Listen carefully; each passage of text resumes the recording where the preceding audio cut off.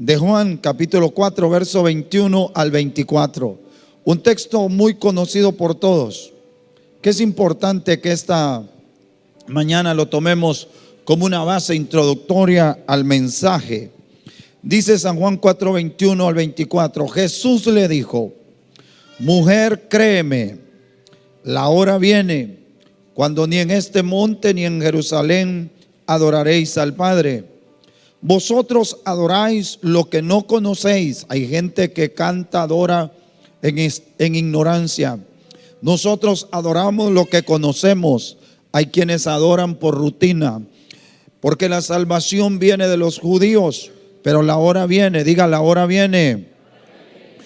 Y dice otra versión, y ya estamos en ella, y ahora es, diga, ahora es, cuando los verdaderos adoradores adorarán al Padre en espíritu y en verdad, porque ciertamente a los tales el Padre busca que le adoren. Dios es espíritu, y los que le adoran deben adorarle en espíritu y en verdad. Esta mañana quiero hablar sobre un tema que he titulado De Jerusalén a Betania. Diga conmigo, de Jerusalén a Betania. Hablando con su pastor, ¿hay alguna conexión, hermano, en el espíritu sobre la necesidad que hay? Y hablando con su pastor, con el pastor Javier, le pregunté: ¿de qué has predicado? Los pastores somos así, siempre nos compartimos algún rema, alguna palabra. Y hace unos domingos atrás me dijo él que estaba hablando sobre la adoración, sobre la alabanza. Y fíjese que esa es una de las cosas que el Señor ha puesto en mi corazón en estos días. Entonces me di cuenta que hay una necesidad que nosotros podamos entender, hermano, diseños, modelos, y que podamos entender los códigos de la verdadera adoración en estos días. Cuando hablamos de esta ciudad de Betania, Betania reviste un papel muy importante y jugó un papel muy importante. Había un vínculo tan estrecho en la vida de Jesús. O sea, Betania era una aldea, era un lugar de mucha pobreza, pero ese lugar estuvo siempre vinculado a la vida terrenal de nuestro Señor. Y uno se pregunta, ¿por qué? Esta aldea, hermana, estaba a unos 2 kilómetros de Jerusalén. Era una aldea pequeña.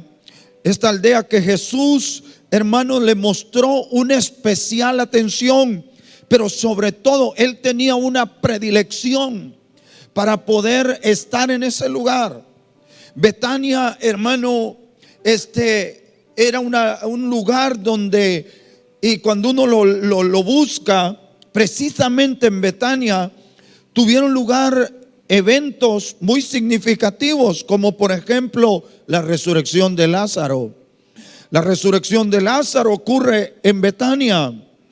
Por ejemplo, también nuestro Señor Jesucristo tenía un hábito, hermano, de ir a orar al monte de los Olivos, que estaba muy, pero muy cerca, y estaba en los linderos de Betania. Así que ese monte de los Olivos, donde Jesús continuamente iba a estar en comunión con el Padre, está relacionado con Betania. En Betania fue precisamente donde Jesús finalmente fue levantado, estando en el monte de los Olivos. Ahí tuvieron una serie de eventos que ocurrieron en ese lugar, que posiblemente a los ojos humanos y al razonamiento uno diría: ¿qué puede tener en esos días? Era una aldea polvorienta.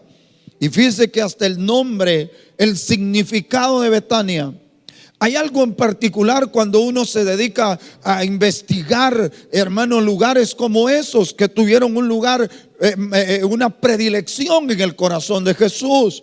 Por ejemplo, ¿por qué Jesús habla? Es bien importante que nosotros entendamos, cuando Jesús habló, ¿Qué fue lo que Jesús habló y dónde lo habló?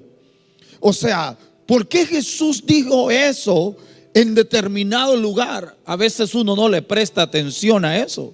Pero los lugares donde Jesús habló también están en relación con algo. Por ejemplo, cuando Jesús dijo esta palabra, le dice a Pedro: y yo también te digo que tú eres Pedro. Y le dice: y sobre esta roca edificaré mi iglesia. Fíjese que el Señor no está hablando precisamente en Jerusalén, sino que está hablando en una zona totalmente alejada de Jerusalén.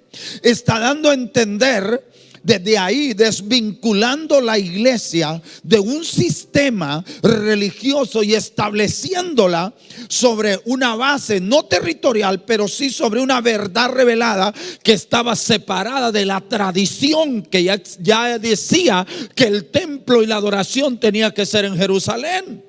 Así que el Señor dice: la iglesia que voy a levantar no va a estar nunca relacionada con las tradiciones, las costumbres y todo lo que tiene que ver con la religión de Jerusalén. Hablando de la adoración, Jesús dijo que no era ni en este monte, le dice, hablando de ese lugar donde la gente creía, donde la samaritana llegó a buscar el agua, donde por tradición siempre fueron.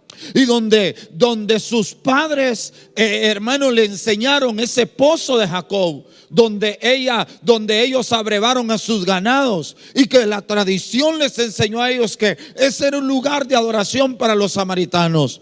Pero Jesús establece ahora una nueva realidad. No es en este monte, no es en Jerusalén, sino que viene la hora cuando los verdaderos adoradores adorarán al Padre en espíritu y en verdad. Así que no es en Jerusalén, no es en el pozo de Jacob, no es en la tradición aprendida, sino en una experiencia nueva en la cual el Señor nos va a llevar. Alabado sea Dios. ¿Cuántos pueden darle un aplauso al Rey bendito?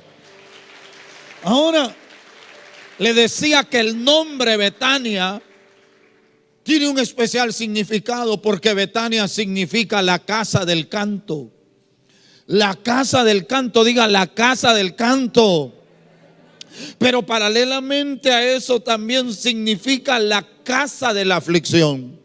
Es como una, hermano, como algo poco racional. Mientras hay canto, pero paralelamente también ese nombre significa la casa de la aflicción. Qué tremendo, ¿no?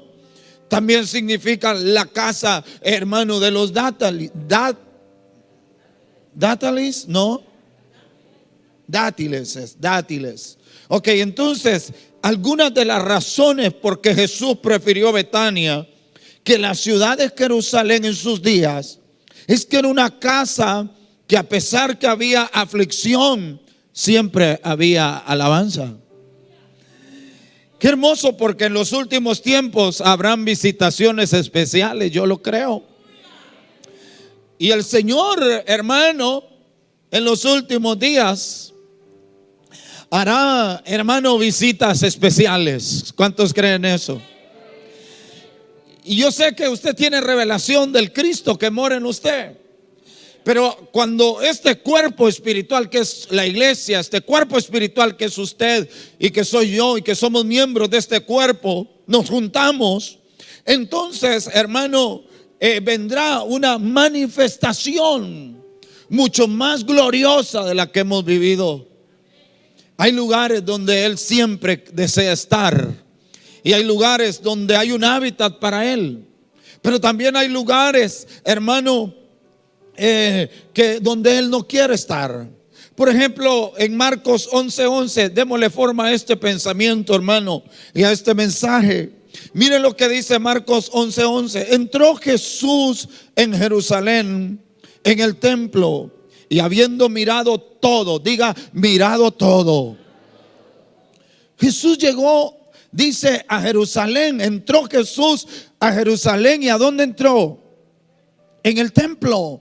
Y dice, y habiendo mirado todo en derredor, como la hora ya era tarde.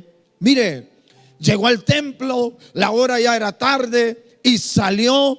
¿Para dónde se fue? supóngase que Jesús llegó al templo y dice que miró a su alrededor. El templo se supone, de hecho, Jerusalén, la ciudad de Dios, la ciudad del rey. Él era el rey. Él era, hermano, el que debía de estar ahí. Una de las cosas que me impresiona cuando Jesús tenía 12 años, ponga atención a esto. Jesús tenía 12 años y se le escapa a sus padres. Algunos consideran eso un irrespeto, una falta de cuidado de Jesús, una inmadurez, pero en realidad eso tiene otra connotación. Porque la Biblia dice que Jesús se queda en el templo. Diga, se quedó en el templo. Y cuando los padres, después de 3 días de buscarlo, regresan y lo encuentran, ¿dónde estaba él? Él dice que estaba en medio de los doctores de la ley, y hablaba con ellos y les hacía preguntas. Ahora, la palabra que dice que se usa allí es la palabra cuando dice se quedó. Esa palabra quedarse en el original se dice catizo. Y catizo quiere decir, dice que estaba sentado en medio. A los 12 años, eso es número de gobierno. A los 12 años, por eso es que el modelo, escuche, voy a decir varias cosas al mismo tiempo y espero no confundirlo a usted, porque a veces ni yo me entiendo. Entonces, hermano, pero escuche, resulta que el número 12 es gobierno. Diga gobierno. Diga gobierno. ¿A los cuántos años regresa Jesús ahí? A los 12. Y el 12 es número de. Ahora, cuando dice que se sentó en el templo y en medio de los doctores de la ley, es que Jesús va para tomar su lugar en el templo. Va a decirles a ellos, porque la palabra sentarse no es simplemente acomodarse en una silla para reposar físicamente. Es que Él está tomando el control. Él está diciéndole, yo soy el dueño del templo. Yo soy el centro del templo. Yo soy el centro de lo que ustedes pasan estudiando. Yo soy el centro. Por eso se puso en medio del templo. No sé si me doy a entender. ¿Cuánto entienden eso? Entonces, y Jesús llega ahí y dice, y se quedó. Es catizo, es que se sentó para tomar el gobierno. Interesante que un modelo de liderazgo para nuestra juventud y nuestros preadolescentes debería ser, porque el modelo de liderazgo puede ser Abraham, pero ese es a los 75 años. Un modelo de liderazgo podría ser David a los 17, pero ya se te está pasando el tiempo. Un modelo de liderazgo. A los 12 años, el padre le concede a él el que pueda gobernar. ¿Quién le entrega a un niño de 12 años su empresa, sus negocios? ¿Quién? Y él dice, en los negocios de mi padre me conviene estar. Por eso es que los niños de 12 años deberían ya. Ayudémosles a entender que los 12 es un punto determinante en la vida de ellos. Amén, hermanos. Hay algunos que tienen como modelo a Abraham, pues esperen los 75 para que despierte. Amén, hermano. Pero entonces cuando Jesús llega al templo, siempre que Jesús fue al templo ocupó el medio.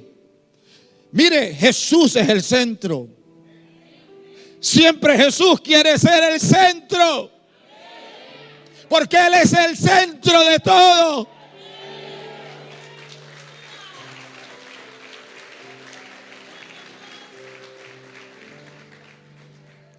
Y llega Jesús al templo y queda viendo alrededor. Así dice ahí, que empezó a ver alrededor de él, como que llegó a examinar. Y empezó a ver aquí y allá y dijo, aquí no hay lugar para mí. Y se fue. Qué tremendo eso. Cuando usted lee la Biblia, desde el principio Él ha estado en el centro. Levante la mano y dígale, Jesús, tú eres el centro. Diga, eres el centro de mi vida. Eres el centro del universo. Eres el centro de la iglesia. Cuando Jesús está en medio, cuando aparecen aquellos dos en aquella transformación en el monte de la transfiguración, mejor dicho, y aparece Elías y Moisés, ¿dónde cree usted que está Jesús? Porque Él es el cumplimiento de la ley y los profetas. Cristo es el centro de todo. Cristo es el centro de todo.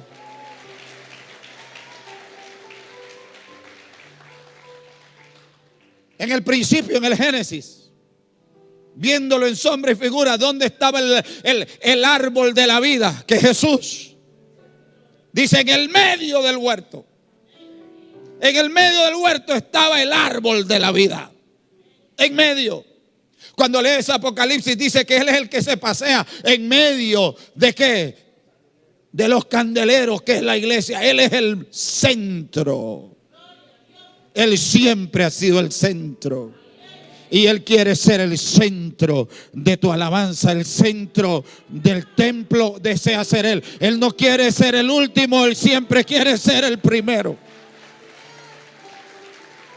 Yo que usted lo alabaría.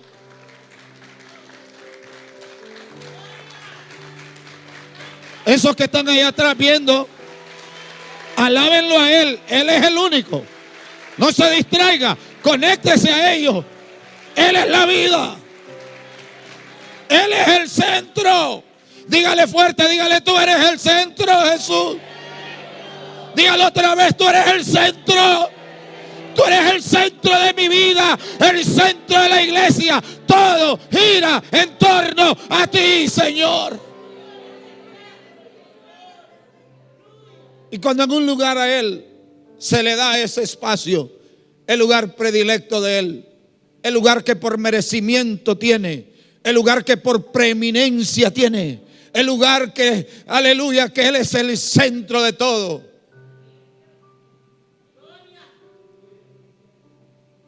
Por eso, si usted tiene un negocio, póngalo a Él en el centro.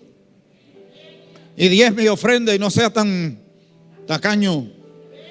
Jesús llegó al templo y dice que habiendo mirado alrededor, como buscando algo o a alguien. Cuando usted entra a un lugar y usted empieza a ver, o anda buscando algo o a alguien. Seguro andaba buscando adoración, pero andaba buscando adoradores. Dígale, aquí están, Señor, aquí estoy yo. Y al parecer, como no encontró lo que buscaba allí, en aquel templo edificado por Herodes, en el cual el mismo Herodes le puso su invención humana, porque ese templo fue edificado en 46 años por Herodes. Y Herodes, hermano, le puso una serie, le hizo una serie de cambios y lo alejó de un diseño que Dios le mostró al rey David, que luego fue diseñado y establecido por Salomón, su hijo.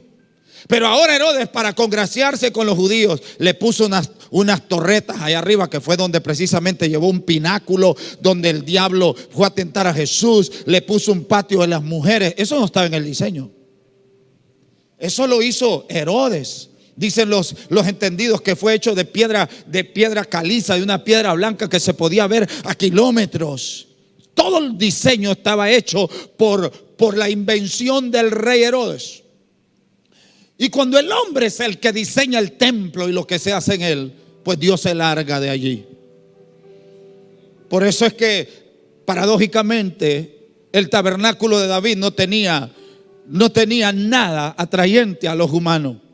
Era simplemente una tienda, como esas cortinas maravillosas que tiene el templo, que cubría el arca, pero no habían toda una estructura ni nada de eso, a diferencia del tabernáculo que edificó Moisés. Había una cosa sola en particular, y era que había adoración y alabanza 24/7. Y Dios prefirió quedarse en el tabernáculo de David, una tienda sin mucho atrayente humano,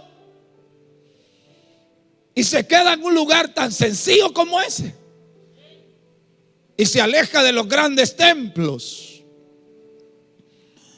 Aquel tabernáculo, aquella tienda donde él podía entrar y adorar. Y en el presente, hermano, nosotros estamos aquí. Algunos comentaristas e historiadores dicen que el arca del pacto fue escondida. Otros dicen que fue llevada a Etiopía. Pero en los días que Jesús vino al templo, El arca no estaba en el templo y los sacerdotes se esforzaban por decirle a los que estaban ahí: hey, guarden silencio porque Dios está ahí. O sea, tenían el lugar santísimo, pero estaba vacío. El arca ya no existía, se la habían llevado. No se sabe hasta el día de hoy dónde estaba. Así que la religión se esfuerza mucho. Por eso a veces se le dice a la gente: sea reverente, y tratamos de crear una atmósfera en nuestra fuerza, opresión, para que la gente sienta. Pero el arca no está. Y cuando Jesús vino, lo que encontró fue un templo lleno de animales, lleno de inmundicias, lleno de cosas que no agradaban a Dios. Yo imagino que, hermano, como el Señor no encontró un lugar para morar allí, yo imagino que Él suspiró. Dijo: bueno, aquí no hay nada para mí. Aquí no hay nada. Y se fue. Y seguro que Jesús, que era el Verbo hecho carne, ya en esos tiempos ya no estaba el tabernáculo de David. Pero yo me imagino que Jesús, al ver el templo y mirar hacia alrededor y buscar a alguien o algo, porque Él anda buscando, yo imagino que en su interior ha de haber suspirado y de haber dicho: cómo extraño a David. Yo imagino, porque Él estaba en el cielo antes de venir a la tierra, y Él es el Dios, Él es el gran yo soy encarnado. Y yo me imagino, Él era el arca del pacto metida en el templo. Y yo imagino que con nostalgia ha de haber dicho: cómo extraño a David y a sus 24 órdenes de cantores. Cómo extraño en este templo aquellas lágrimas de aquella gente, de aquel hombre humilde con una corona que siempre se quitaba para poder entrar ante mí. Porque para entrar ante el rey te tienes que quitar la corona, aunque seas rey aquí en la tierra. Por eso es que en el Apocalipsis usted ve que estando delante del rey que está sentado en el trono, dice que se quitan ¿qué? Las coronas. ¿Y quién les puso esas coronas a ellos? Él mismo se las puso. Porque hay un momento en que el mismo talento, el mismo don que Dios te dio, o la misma bendición que Él te ha dado, la tienes que quitar, porque se convierte en un estorbo para poderte postrar. Tus mismos logros y tus mismos éxitos, tus títulos, tus negocios, lo que Él te haya dado, aunque Él te lo haya dado, dile: aquí está, Señor, todo es tuyo, todo es tuyo, todo es tuyo. Tuya es la alabanza, tuya es la gloria, tuya es la honra, tuyo. Dígale: todo es tuyo. Levante la mano, dígale: todo es tuyo, Señor. Vamos otra vez, dígale: todo es tuyo, mi rey. Mi rey amado. Y entonces, como no encontró nada, una ciudad vacía, dice: mejor me voy de aquí. ¿Y se fue para dónde? ¿Se fue para dónde? Para Betania. Templos vacíos de adoración se quedan vacíos de Dios, aunque estén llenos de gente. Mateo 21:12, otra de las razones por las cuales Jesús se fue es por esto. Mire esto. Mateo 21:12 hasta el verso 17. Y entró Jesús en el templo. Entró Jesús en el templo. Léalo ahí. Y echó fuera a todos los que compraban y vendían en el templo. O sea, el templo había perdido su razón de ser y se había convertido en un lugar. Había una profanación y un desorden. Y vendían en el templo y volcó las mesas. Cualquiera dijo: qué desastre vino a hacer. Pero estaba volviendo las cosas al orden, porque no siempre lo que usted llama orden es precisamente el orden de Él. ¿A cuánto le gustaría que el Señor armara un relajo esta mañana? ¿Qué hizo Él? ¿Qué hizo Él? ¿Qué hizo Él? Volcó las mesas. Armó un desparpajo, hermano, y dice aquí: y volcó las mesas de los cambistas y los asientos de los que vendían las palomas. ¿Sabe qué llegó a hacer Jesús al templo? Porque la paloma es el emblema más sublime sobre la persona del Espíritu Santo. ¿Y dónde estaba metido? En las jaulas. Hay veces que por falta de adoración y por falta de un orden conforme a lo que Él ha querido, el Espíritu Santo está donde? Encajonado, enjaulado. Y llega Jesús y abre la jaula y dice que se libere. ¿Cuántos quieren que esa bendita paloma sea liberada? Yo que usted empezaría a alabar a Dios desde ahorita.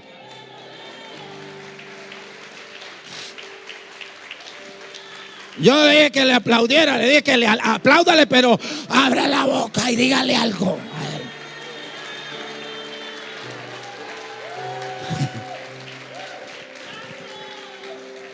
Si eso de verdad fuera una realidad en su vida y lo entiende, usted es como aquello, como un radio que tenía mi papá. Mi papá tenía un radio que era de tubo, entonces en la mañana él se levantaba muy temprano y a las 3:30 lo ponía frente a la hornilla para que lo calentara. Y entonces iba calentando y como a las 5 ya empezaba a sonar. Hay que darle crán como los carros de los 50, que había que darle manivela. Alabe a Dios, hermano. Amén. Pero cuando eso es una revelación en usted no necesita la manilleta. Alabe a Dios, levante la mano, vamos para acá, vamos. No, usted lo hace espontáneo porque usted sabe que eso es una verdad en su vida. Gloria a Dios. Usted grita, usted se pone de pie, usted levanta las manos. A usted le vale madre todo lo que diga la gente.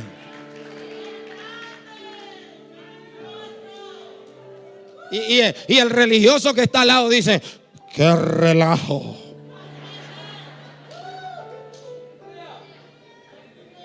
Esta señora, cambiémoslo de sí a vos.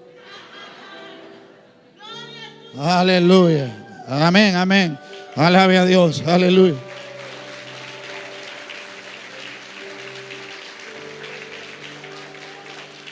Y les dijo: escrito está, mi casa será llamada ¿qué? Pero vosotros estáis siendo cueva de ladrones. Y en el templo, cuando volvió las cosas al orden, miren lo que hace. Y en el templo se acercaron a él, ¿quiénes? Y los cojos y los... ¿Cuánto quieren ver eso? Entonces hay que volver las cosas al orden. Y dice acá: pero cuando los principales sacerdotes y los escribas, ¿quiénes? ¿Quiénes? Los sacerdotes y los... Diga, los religiosos. Vieron las maravillas que había hecho y a quiénes. ¿A quiénes? Muchachas de 50 pueden alabar a Dios o no. Las muchachas de 60 pueden alabar a Dios o no. Los muchachos de 40 pueden alabar a Dios o no. Los muchachos de 50. Los muchachos de 60, ¿dónde están? Ay, Dios mío, usted está más muerto que vivo. Alabe a Dios. Aquí hay un montón de muchachos que son ancianos prematuros. Ni yo, que llegué anoche allá viajando como 3 horas y llegué a las 3 y aquí estoy. Claro, ahorita me está haciendo efecto la unción y el café. 2 tazas de café no son fáciles. Y entonces dice que los muchachos, digan los muchachos. ¿Qué estaban haciendo los muchachos? Ok, ¿y qué estaba haciendo Jesús? Dígalo.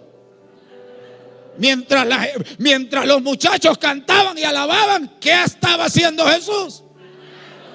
Voy a volver a preguntar, porque los milagros y lo sobrenatural requiere de una atmósfera. Y entonces los muchachos cantaban, y mientras ellos cantaban, ¿qué estaba haciendo Jesús? Mientras usted alaba, mientras usted alaba, mientras usted alaba, mientras usted glorifica a Dios, entonces Él comienza ¿a qué? ¿Qué comienza a hacer Él? Él comienza a sanar, Él comienza a liberar, Él comienza a romper el yugo, Él comienza a quitarte la aflicción que hay en tus espaldas. Gloria, alábele, alábele con gloria. Porque mientras tú alabas, Deja de estar viendo el reloj.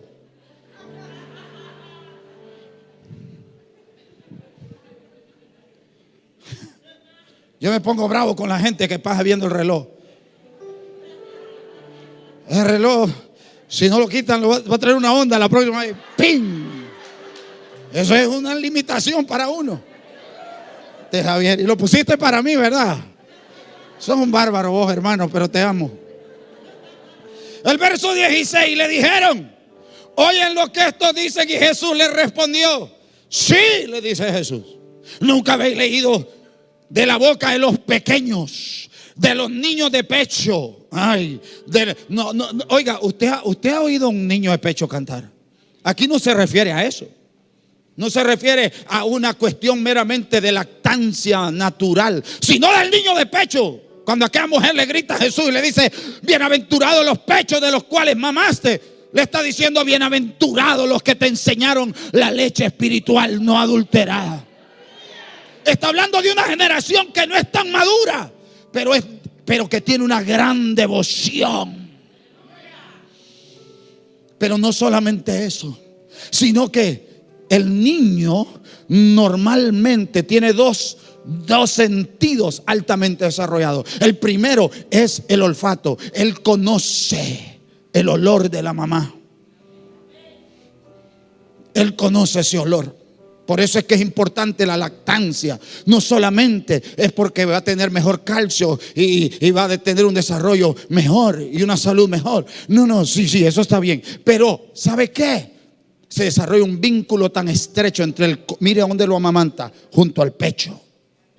David decía: como un niño destetado de su madre, así está mi alma. Como cuando se le quita ese pecho al niño y todos los días está chillando y cada ratito. Y hay madres que se ponen hasta cosas ahí para que el niño lo rechace, ¿verdad? Y llega a los 5 y todavía sigue buscándolo. Porque nosotros no hemos entendido algo. Cuando y se usa mucho este texto se usa mucho, pero sin la conexión correcta, sin la interpretación correcta, diría yo. El Salmo 42 dice: como el ciervo brama por las corrientes de las aguas, así clama por ti, oh Dios, el alma mía. Y luego dice: mi alma tiene ¿y sed de qué? Del Dios. Ajá. Y luego él se pregunta: ¿cuándo vendré delante de Dios? ¿Cuándo me presentaré? Y dice: me acuerdo todas estas cosas cuando yo conduje a la multitud. Él estuvo en medio de una atmósfera que él había perdido y él la necesitaba. Pero entonces lo que muchas veces se usa el texto que sigue, porque dice: ¿por qué te abates, oh alma mía? ¿Y por qué te turbas dentro de mí? Y se separa el texto del contexto. ¿De qué viene hablando David? No, ¿de qué viene hablando David? De una sed. De una sed. Y si somos correctamente, usamos la hermenéutica bíblica, entonces el verso que dice: ¿por qué te abates, oh alma mía? ¿Y por qué te turbas dentro de mí? David no está turbado porque no tiene plata. David ni tan siquiera está turbado porque no tiene trabajo. Es que la necesidad de la presencia de Dios afectó sus emociones, al grado que el hombre está desesperado y está todo turbado. En otro pasaje David dice: mi corazón y mi carne, ya no solamente es el alma, ahora también su carne. Cuando el hambre por Dios te lleva hasta despreciar la comida. Si no lo tengo, no quiero nada. Si no lo tengo, estoy triste. Si no lo tengo, como dice la canción: amado de mi alma, mi corazón te canta. Ustedes están destemplados igual que yo, pero alaben a Dios. Y quiero oír tu voz diciendo que me ama, amado de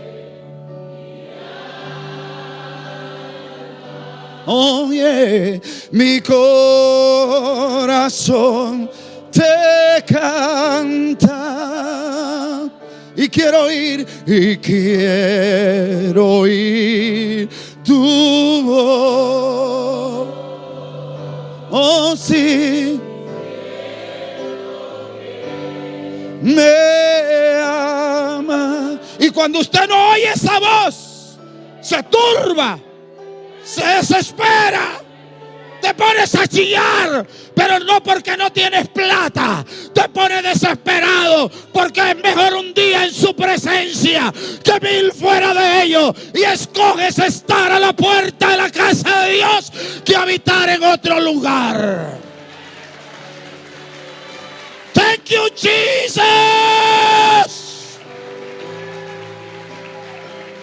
We worship you. Dígale, te alabamos, Señor. Dígale, te alabamos, Jesús. Y entonces aparecen aquellos, digan, los religiosos, los maduros, los que leen la Torah todos los días, los que dicen que no es aquí, sino en otro lado,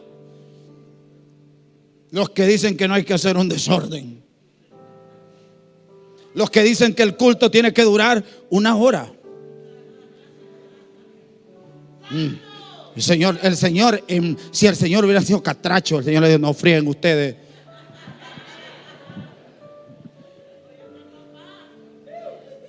El verso 17, porque esos son los que conspiran contra Él. ¿Y Él qué hizo? En el verso 17, léalo. Y dejándolos.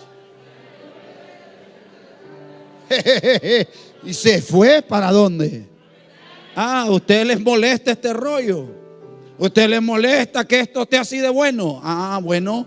Allá fue que fue a buscar y no había nada, estaba vacío. Ahora es que mientras otros alaban y Él estaba operando, no les gustó tampoco. Y dijo, toco madera, me voy. ¿Y se fue para dónde? ¿Se da cuenta? ¿Por qué Betania y no Jerusalén? Porque Jerusalén, pregúntele al que tiene al lado, ¿dónde estás viviendo? No, pues yo vivo aquí en Palermo. ¿Y usted? No sea indio.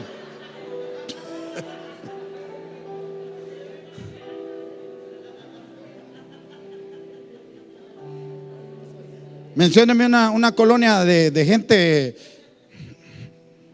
fufurufa aquí. Es que yo dije Palermo, allá viven todas, la perrera. Pero dígame usted. Espéreme, güey. Pero dígame una cosa. No vaya a ofender a nadie. Eso es un dicho popular del mundo. Nadie vaya a decir, uy, no digo perro. No, tranquilo, no estoy diciendo eso. Ese es un dicho popular. Mire, le voy a contar hablando de eso, que el otro día, ahorita me acordé, el otro día fui me invitaron a predicar a una iglesia. Y entonces, yo voy a iglesias tan lindas como esta. Aquí me encanta predicar. Pero también voy a lugares donde no hay un ambiente, no hay mucha revelación y cuesta más. Y entonces, pero yo voy, porque para eso me ha llamado el Señor. Y entonces llego yo y está el Ujier, como el que estaba esperándome a mí allá. Pero desde que llego, ¿cómo cree que me saludó? Dame la mano, hermano. Me dice, bienvenido mi perro, ¿cómo está? El tipo. Entonces me quedo. Y el tipo, bienvenido mi perro. Y entonces le digo, ¿cómo me dijiste? Tranquilo, mi dog, me dice. Pero no me dijo doctor, mi dog. Después le pregunto al pastor, mire, y ese Ujier tan especial que usted tiene allá afuera, es que se viene saliendo de otros espacios. Así que no se preocupe. A mí también. Pero mencióneme una colonia de esas donde vive gente. ¿Cómo? La nerviosa. ¿Cómo es que dijo? La ponderosa. Ahí viven los fiu, ¿verdad? Ah, bueno. Se fue de Jerusalén para Betania. En Betania que no había. ¿Qué es lo que había en Betania? Ajá. Mateo 21:17. No voy a predicar todo esto porque si no, Javier no me va a volver a invitar nunca más. Mateo 21:17 dice: y lo dejó y salió fuera de la ciudad a Betania. Pregúntele al que tiene al lado: ¿dónde vivís? ¿Dónde te has quedado estacionado en este caminar? ¿En Jerusalén o en Betania? Si estás en Jerusalén, ahí es el Vaticano de la religión evangélica. Y ahí es donde a él no le gusta estar. Porque él mismo dijo: no es en Jerusalén, no es en este monte de la tradición. Se fue y se alojó. Allá cantábamos una canción en los años allá y decía: divino compañero del camino. Había poca revelación, pero la intención era que decía: quédate, Señor, ya se hace tarde.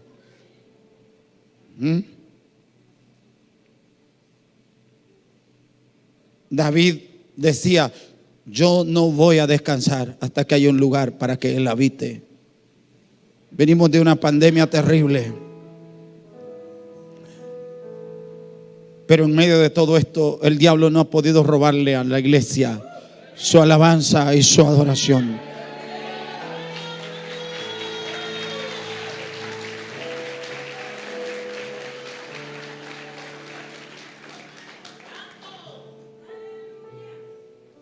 Lucas 10:42.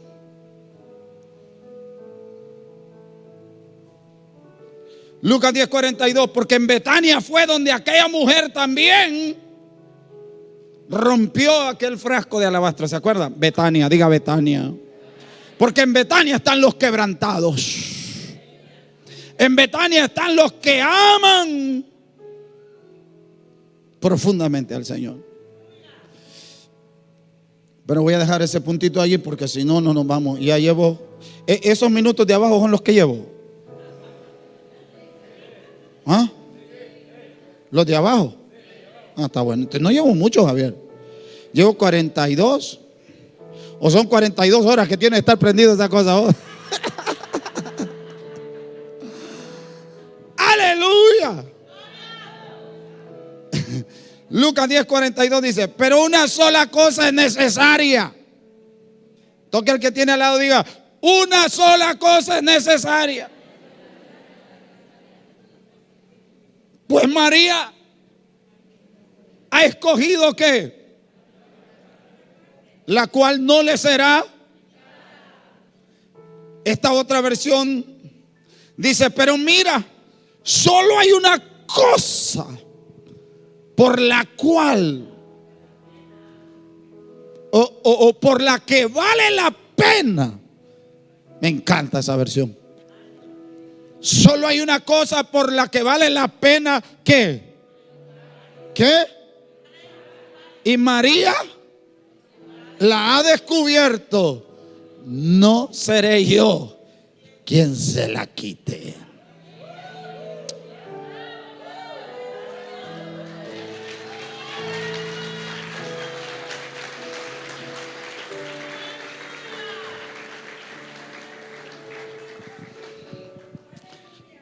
¿Usted ha oído gente que dice: ¿será que Dios tiene hijos favoritos o predilectos? ¿Ha oído eso usted?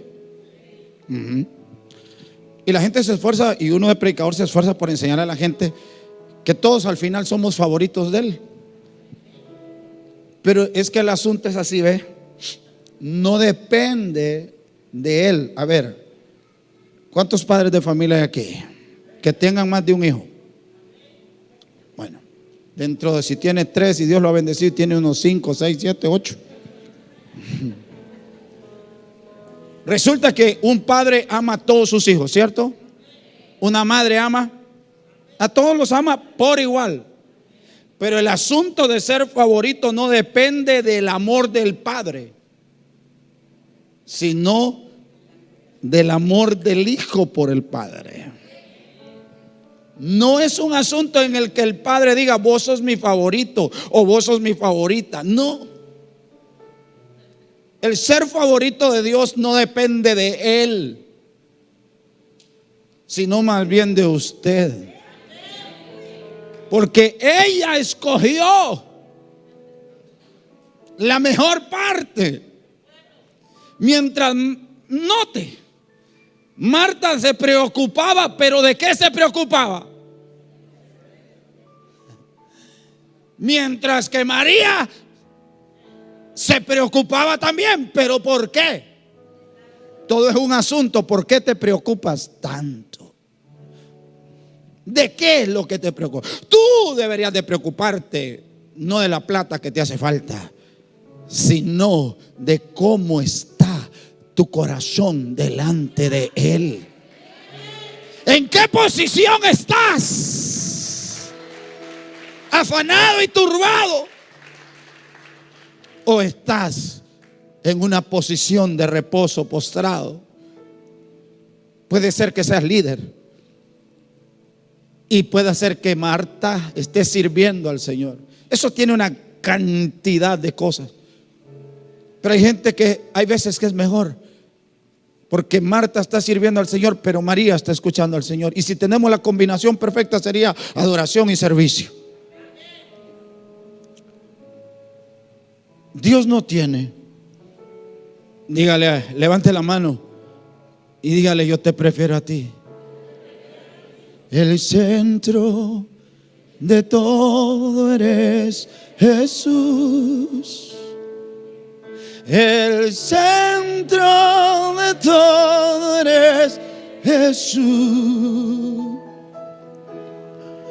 Desde el principio y hasta el fin, tú has sido y siempre serás Cristo. Oh, Cristo, el centro de todo eres Jesús. El centro de todo eres Jesús. Desde el principio y hasta el fin. Levante la mano. Tú has sido y siempre serás Cristo. Oh, Cristo, tú eres. Come on. Nada importa más que tú. Oh, todo el universo, dígalo, gira en pos de ti, Jesús, de ti, Jesús. Otra vez, tú eres. Nada importa más. Vamos, levante las manos. Come on, levante las manos. Todo el universo. Adore al Rey. Es al Rey.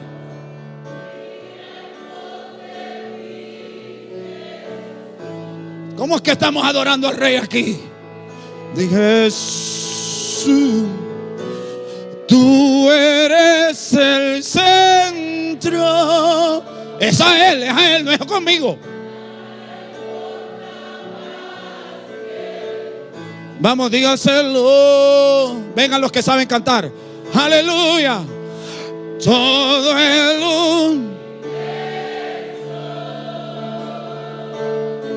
gira en pos de ti. De ti, Jesús, de mi ser,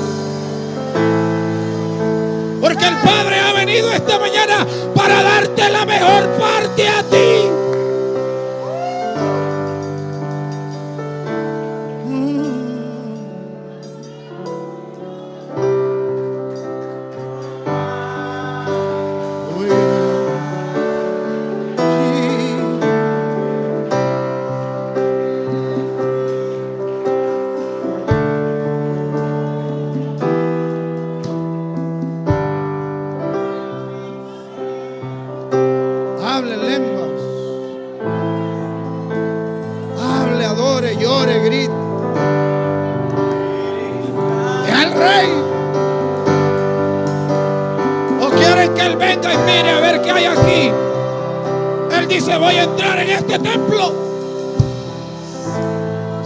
Y viendo alrededor, se fue a buscar una María a Betania, a buscar una Marta.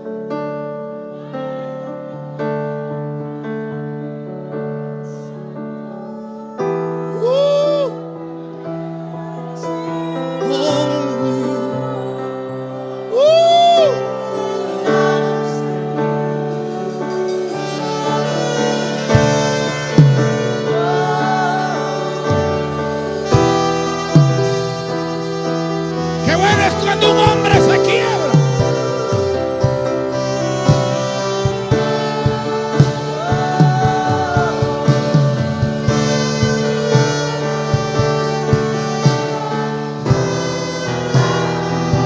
El rey está en su casa.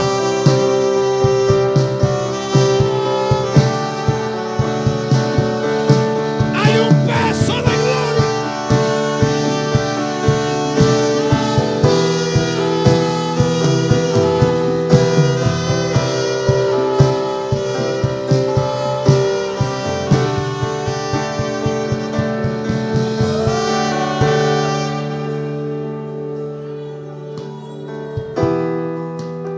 Aquí no hay espectadores.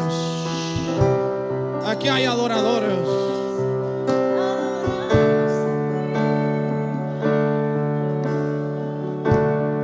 ...54 minutos llevamos aquí. Déjame terminar esto así de pie.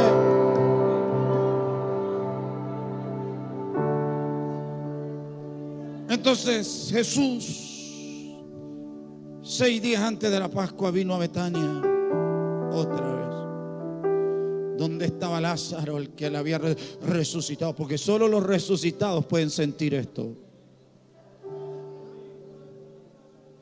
Los muertos están en las tumbas, pero los resucitados como Lázaro están sentados a la mesa con él. ¿Y sabe qué es lo más tremendo? Dice que la casa estaba llena, porque donde están los resucitados la casa siempre está llena. Pero algo muy particular de esto, hablando de la adoración, creo que cuando la gente miró a Lázaro, escúcheme, si usted va a un lugar y usted sabe de una persona que estaba muerta, que estaba podriéndose ya, corrupta, y de repente llega allí, a ese lugar, y estaba Jesús y Lázaro. Jesús y Lázaro. Y cuando la gente llega allí, dice que estaba llena la casa. Ahora, yo creo que todas las miradas, ¿hacia dónde cree usted que estaban puestas? ¿Hacia Jesús o hacia Lázaro?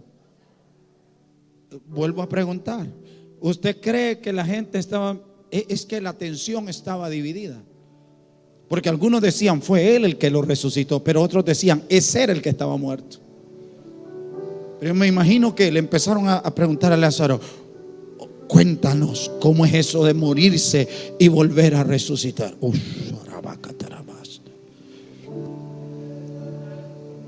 ¿Sabe qué decía Lázaro? La verdad no sé.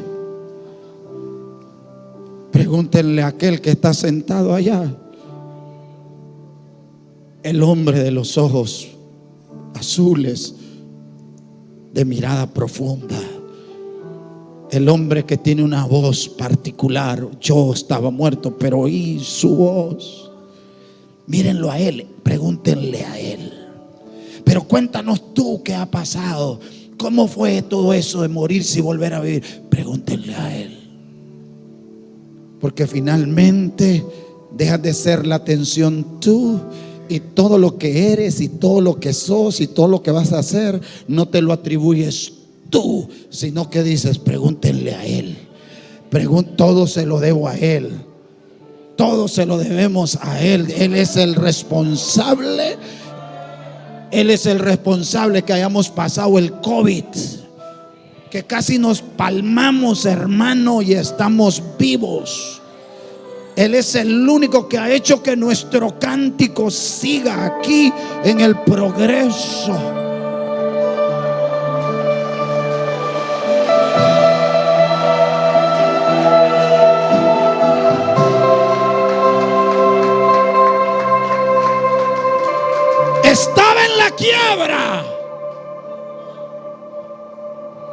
pero el responsable de mi restauración es Él.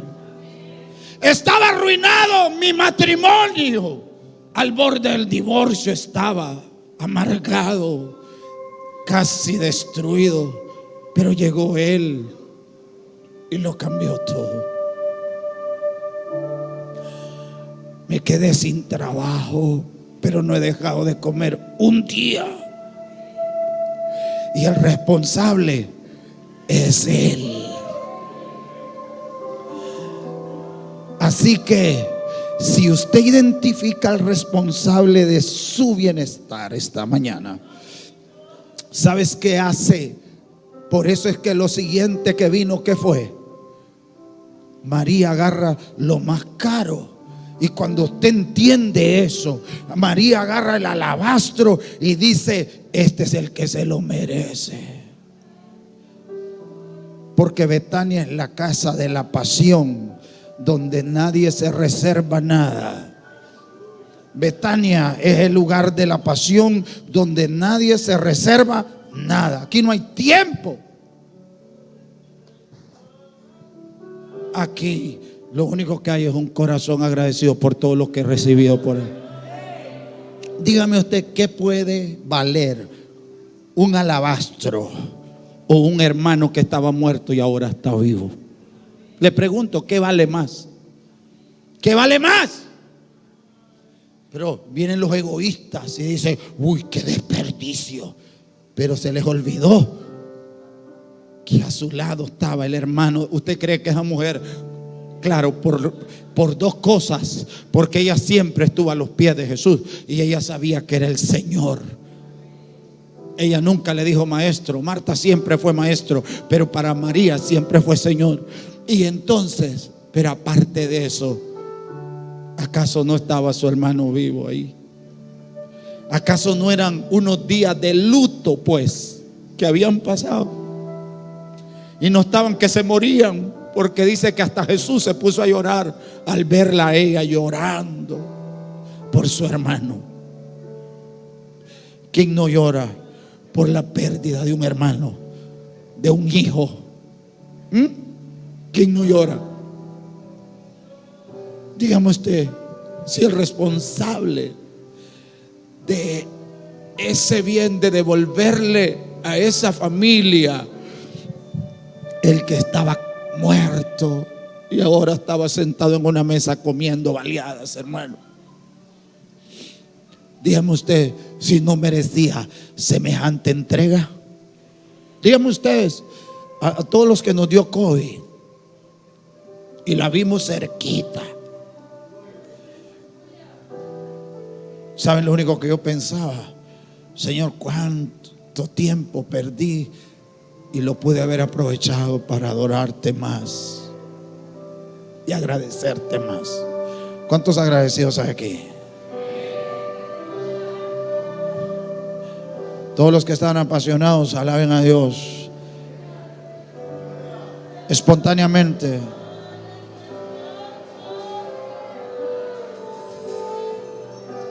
Vamos, alaben a Dios.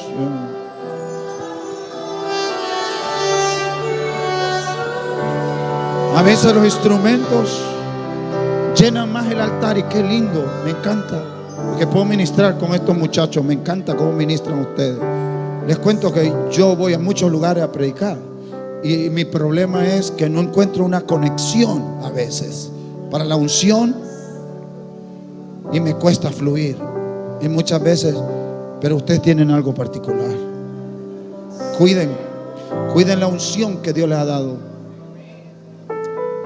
Cuiden el altar, porque el altar es el lugar donde comienza el fluir. De aquí sale el río para allá.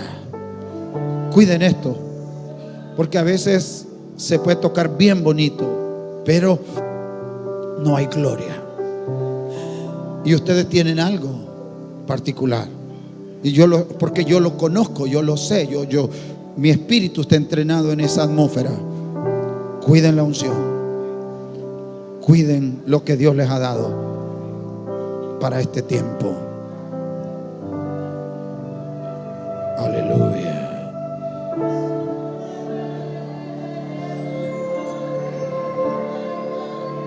Algunos todavía están en Jerusalén, ¿verdad? Porque no los oigo adorando, pero hay unas cuantas de aquí que están aquí en Betania. Todos los de Betania, todos los que están en Betania comienzan a adorar a Dios con libertad.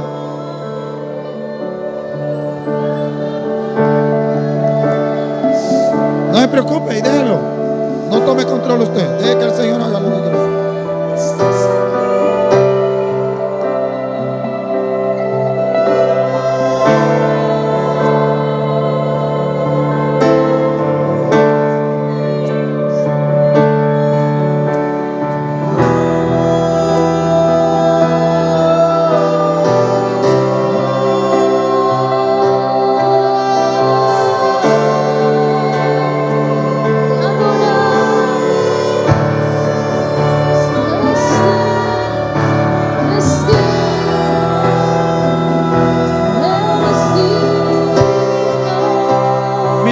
Muchachos cantaban, el Señor sanó.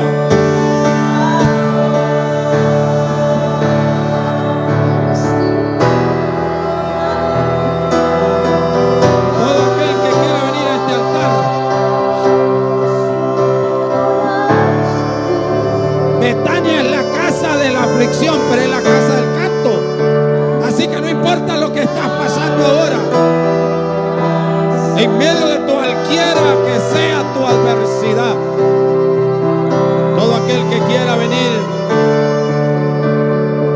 a este altar, el altar está abierto para usted. El trono de gracia. Todo aquel que quiera estar aquí delante de Dios.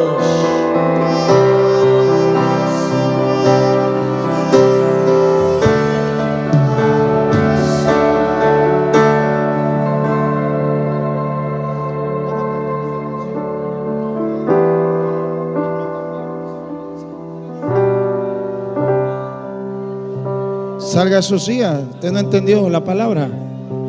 Véngase para acá.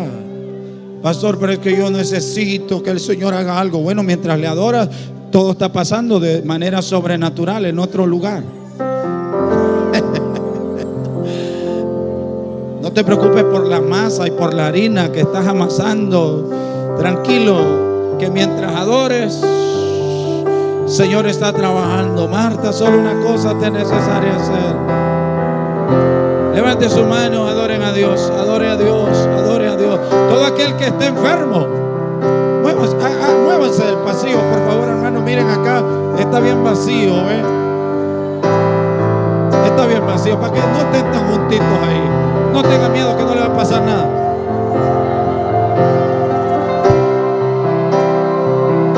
Aleluya. Todo aquel que tenga una necesidad, todo aquel que capte una necesidad, sea física, emocional, sea una necesidad. Jesús está aquí.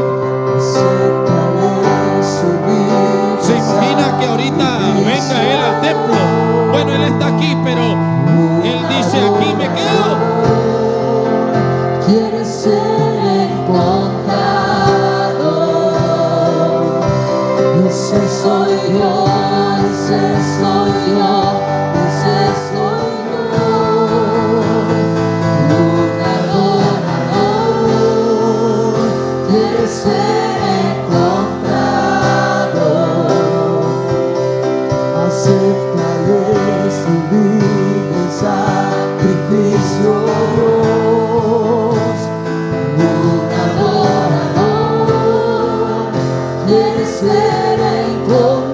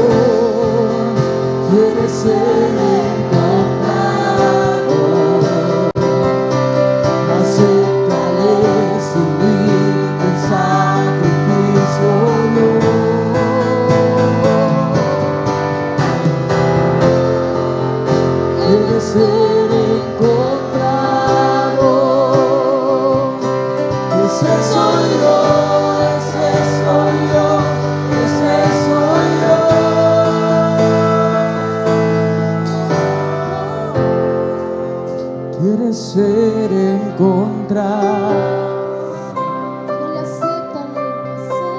Acéptale su vida en sacrificio, un adorador quiere ser encontrado. Ese soy yo. Ese soy yo.